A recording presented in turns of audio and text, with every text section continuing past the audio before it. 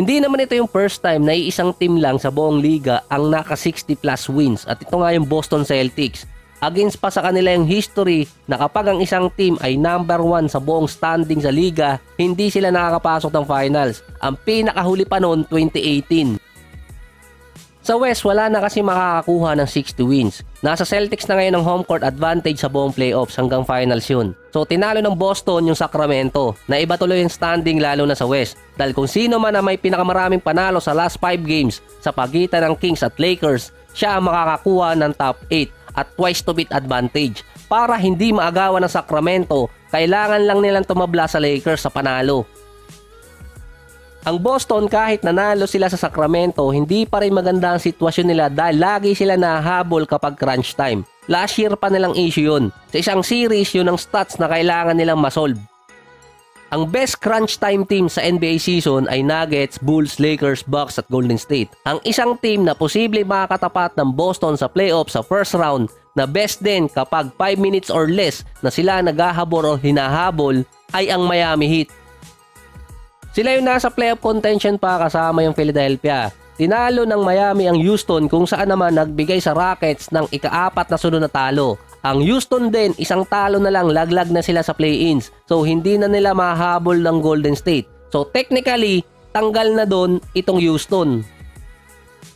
Dahil isang panalo lang ang kailangan ng Golden State para ma-secure na nila yung playoff spot. Wala nang poproblemahin sa Houston doon. Ang Golden State pa pwede makaagaw ng pwesto at yun ang Sacramento.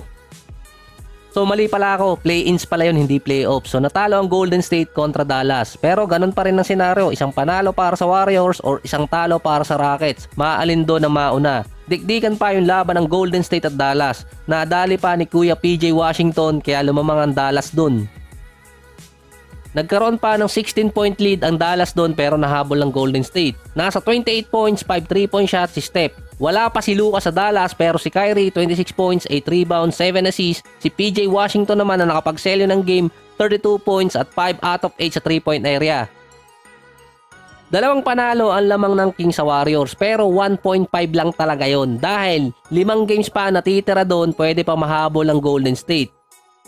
Ang kakailanganin lang naman ng Golden State tumabla dito sa Sacramento dahil nasa kanila ang tiebreaker. Pero ito kasi yan yung interesting.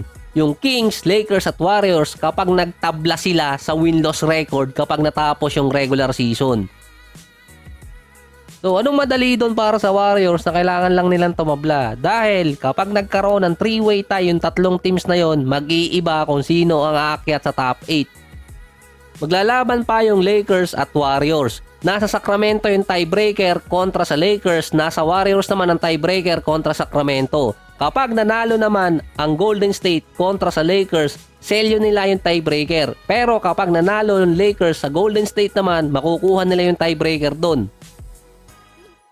Yung Bucks naman, tatlong sunod na talo na sa non-playoff at play-in team. Wala si Giannis pero ando naman si Damian Lillard. Kung nanalo kasi ang Bucks kontra sa Toronto Raptors, secure na nila ang playoff spot. Hindi rin maganda ang record pa nila so far ngayon under kay Doc Rivers. Nadisgrasya pa ng San Antonio yung Pelicans, wala doon si Zion. So at least yung nangyari dati sa Suns, binawi naman ng Pelicans sa kanila. Dahil sa talo ng Pelicans, nagkaroon ng 1.5 game advantage yung Suns sa kanila. Merong pang 6 games ang Suns, 5 games naman sa Pelicans. Silang dalawa ang susunod na magtatapat. May chance doon ang Suns na gawing 2.5 game advantage para ma-secure nila yung top 6.